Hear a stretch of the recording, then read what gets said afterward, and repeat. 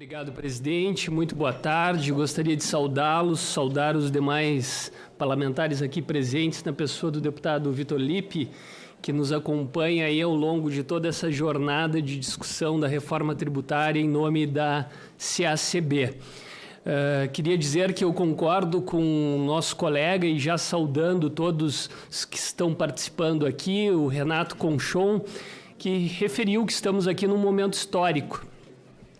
Como disse o Gilberto, teremos aqui um impacto para o PIB, para o desenvolvimento do nosso país, se a reforma for, de fato, uma reforma que propicie esse desenvolvimento. E ao longo dos debates, senador Marcelo, nós temos a honra, como CACB, de termos contribuído com o aperfeiçoamento do texto, tanto da Emenda Constitucional 132, quanto do texto da sua regulamentação, Projeto de Lei Complementar 68, que já tramitou na Câmara e tramita agora no Senado Federal. Pediria para passar mais dois slides, por favor, mais um. Menos um, por favor. A CACB é a confederação que reúne as associações comerciais e empresariais de todo o Brasil. O comercial, se retornarmos ao termo original, né, o comércio era sinônimo, porque tínhamos um código comercial de empresa.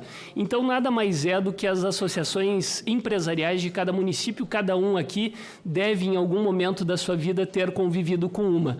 Destaco isso porque a entidade é uma entidade transversal, ela não é uma entidade de um pilar. E aí agradeço a gentileza do convite para participarmos aqui, para trazermos, como bem disse o senador Armando, da importância de termos uma visão ampla, global, sobre o impacto na economia como um todo. E aí podermos ajustar, como disse o Gilberto aqui muito bem, os impactos para cada um dos setores. Então, estamos aqui trazendo essas reflexões do comércio, dos serviços, da indústria, do agronegócio, que está aqui tão bem representado. O Renato fez uma bela exposição, a própria indústria fez uma excelente, o comércio fez uma excelente exposição, mas trazeram uma visão global, trazida já pela CACB desde o início da tramitação da reforma. Mais uma, por favor. E nestas reflexões, nós contribuímos, por exemplo, para a geração do crédito ao Simples Nacional. Lá no texto original da proposta de emenda 45, nós não tínhamos essa possibilidade. A CACB foi uma entidade que defendeu esta permissão do crédito quando a aquisição se der de uma micro ou pequena empresa optante pelo Simples Nacional. Ainda que o efeito não tenha sido desejado, o grande debate que temos hoje de o crédito ser apenas aquilo que é pago pelo optante pelo Simples. A criação da Cesta Básica Nacional, tão importante, lembrando, o texto original trazia uma redução de 50% para os alimentos que estivessem previsto em lista, um impacto sobremaneira na população menos assistida, o que mesmo com a criação de uma cesta básica, a criação de uma lista de alimentos com 60%, nós estamos com um percentual extremamente tímido e teremos aqui a oportunidade de ouvir, trazido pela própria Abras, esse sentimento em relação ao número de produtos contemplados com essas reduções. A alíquota de referência para o teto global da carga tributária, um pleito também da CACB, assim como falamos tanto do imposto seletivo, a exclusão do imposto seletivo, que é item essencial, é insumo de todas as nossas atividades, a incidência da energia elétrica e telecomunicações. Ratifico aqui o que já foi dito em relação aos minerais, que sem dúvida nenhuma acarretará cumulatividade nas cadeias produtivas. E por fim, talvez o mais importante de todos, peço para já passar um slide além, a questão, e aí, Gilberto, que foi tão tratado na sua exposição, sobre o condicionamento do crédito ao pagamento efetivo do tributo. Temos a felicidade de a Câmara dos Deputados, aqui representada pelo deputado Vitor Lippe, ter sido sensível e criar o artigo 29, dizendo o seguinte: quando tem split payment, pode-se condicionar o crédito ao pagamento. Não havendo split payment, o crédito não pode ser condicionado, o que, aliás, é regra geral da Constituição Federal e foi invertida no PLP. Então, felizmente, tivemos a sensibilidade dos deputados sobre esses pontos. Ontem acabou de ser divulgado, né, no dia de ontem, um relatório da CAI. O relatório não é vinculativo com o trabalho da CCJ, mas, obviamente, traz inúmeros pontos de sensibilização que, permita-me, senador Marcelo, sejam contemplados, tenham um olhar muito particular sobre esse trabalho. Tivemos hoje um almoço com o deputado Isalci, que, junto com o grupo de trabalho da CAI, fez uma análise profunda de todas as 1.500 emendas apresentadas, mais o texto.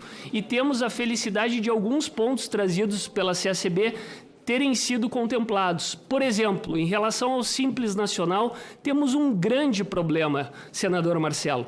No sistema atual, o Simples Nacional permite o creditamento de PIS e COFINS pelo adquirente, que será substituído pela CBS. No novo regime, isso não é possível. Então, um pleito da CACB é que se mantenha pelo menos uma identidade com o sistema atual, para não termos um prejuízo, aí volto, né, com relação ao incentivo desse regime tão importante para o desenvolvimento da nossa economia, que é o regime do Simples Nacional. Foi acolhido pelo senador Isalci.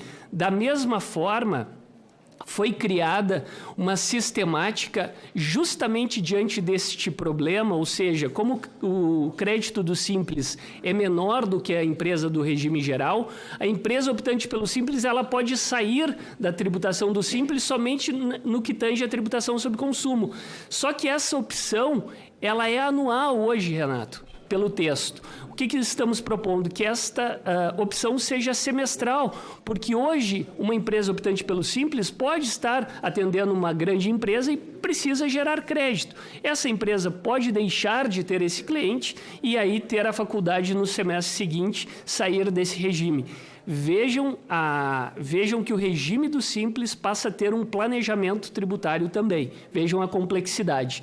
Também a não incidência do IBS e da CBS sobre fornecimento, sobre mensalidades de associações civis sem fins lucrativos, todas nós, CNC, CNT, CNA, CACB, todas as nossas entidades, quando são associações sem fins lucrativos ou sindicais, pela regra atual, passarão a ser passíveis de tributação pelo IBS e pela CBS. Então, mais uma vez, senador Marcelo, importantíssimo esse ponto que já é contemplado no relatório da CAI.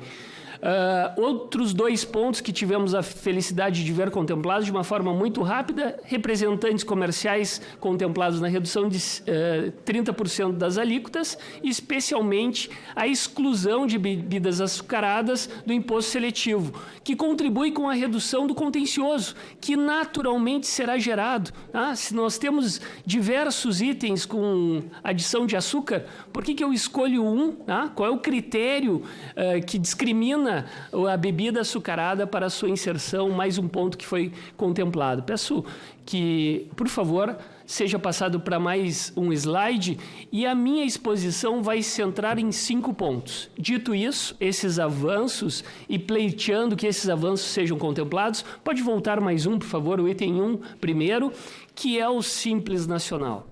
O Simples Nacional é a base do desenvolvimento de todos os nossos setores. Ninguém nasce grande. Nós somos um país de empreendedores, de pessoas jurídicas, sim, que movimentam a nossa economia, nascem pequenos e se desenvolvem. Nós tivemos 2 pontos contemplados. O primeiro ponto muito importante, os 2 pontos que eu referia anteriormente, o ponto da opção semestral e o crédito integral da CBS, mas falta um ponto, senador Marcelo, que ele é fundamental. Hoje, no sistema do ICMS, aquelas isenções, aqueles regimes monofásicos não são contemplados para fins do faturamento da empresa optante pelo regime do Simples. Por quê? Porque há um dispositivo lá na Lei Geral do Simples, né, no artigo 18, que prevê essa exclusão para fins do cômputo do faturamento. No novo regime, esse ICMS ele deixa de existir, esse dispositivo deixa de ser aplicado. Nós precisamos de um outro dispositivo que trate sobre o IBS e a CBS. Do contrário, nós estaremos penalizando o optante pelo Simples. É isso que nós trazemos. A sugestão de uma inclusão no artigo 18 de um dispositivo que trate o IBS e a CBS da mesma forma que trata hoje o ICMS e os regimes monofásicos. Esse é o primeiro pleito. Segundo pleito, por favor. É a não cumulatividade plena, já foi tratada aqui por demais, então dou destaque mais uma vez à manutenção do artigo 29 e uma supressão, Gilberto, integral do artigo 30. Porque, do contrário, nós geraremos contencioso. Ter já itens que absolutamente são vedados o crédito, sem saber qual é a utilização, é gerar contencioso. A empresa vai a juízo para demonstrar se é ou não. Então, por que não fazemos o contrário? O objetivo não é simplificar, então temos que tirar o artigo 30 e tratar caso a caso. Mais um, por favor. Limite para a carga tributária. Falamos de uma neutralidade da reforma. Esta neutralidade não existe. Ela não existe. Esses 26,5% eu não vi até hoje cálculo e não sei se o deputado Lippe ou o senador Marcelo viu o cálculo, mas ele não pode existir. A alíquota só vai ser fixada lá em 2026 por conta da arrecadação do 1%, com base nos cálculos do Tribunal de Contas da União. Então, qualquer cálculo hoje é mera estimativa. E mais, estamos dando autonomia para os entes. O município vai fixar a sua alíquota, o Estado vai fixar a sua alíquota e a União também. É um somatório de alíquotas que não existem. Então, para nós garantirmos a neutralidade, que haja o acolhimento da emenda 232 e que a alíquota de referência passe a ser teto. Com isso, teremos, sim, garantia de neutralidade da carga global. Ou seja, o cálculo trazido pelo Tribunal de Contas da União com a arrecadação global será fixado como definitivo. Por favor, mais um.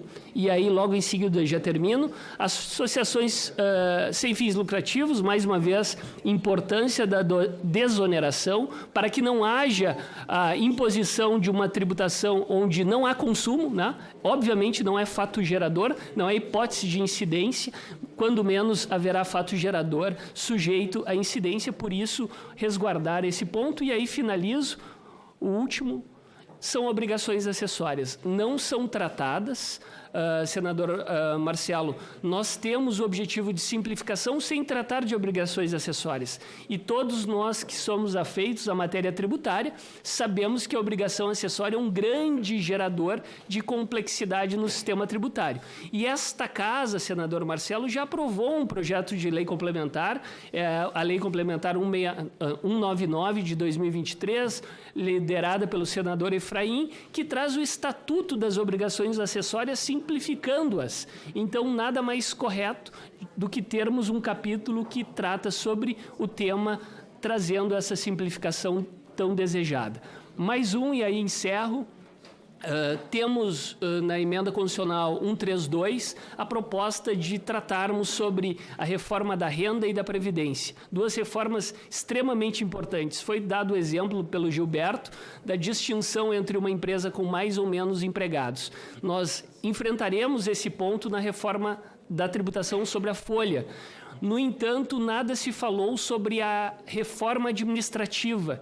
Se nós não nos debruçarmos sobre o custo do Estado, nós continuaremos sempre, cada um dos nossos setores, se degladiando frente ao aumento de carga tributária.